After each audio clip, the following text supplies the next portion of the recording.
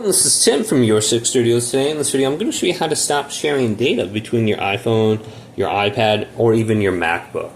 So I'm just going to show you how to do this on my iPad, but you can do this the same way on your iPhone. If we go to settings right here, and then if we scroll all the way up to our name and tap our name, we can see this setting here for iCloud. But if you just look under your name, you can see all your connected devices. So I only have an iPad connected to this Apple account.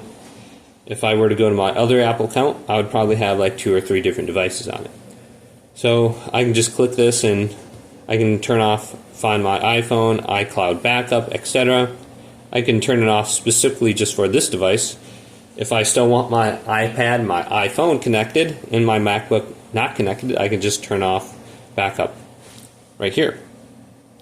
Now I can just go back to this main settings, then go to iCloud, and then scroll on down and go to Save to iCloud. And for this device, I can go on down and I can go to Messages in iCloud. If I no longer want to receive iMessages, I can just turn it off right here and I won't see them anymore. And then you can do the same thing for like photos and stuff on the top here. Just turn it off for photos, iCloud Drive, mail, passwords, messages, health, and you got contacts and everything else. Just scrolling down and decide what you don't want synced up together. So another area that we can look is if we go under apps, go to messages, and then you can turn off iMessages. It should be under here if you have multiple devices connected.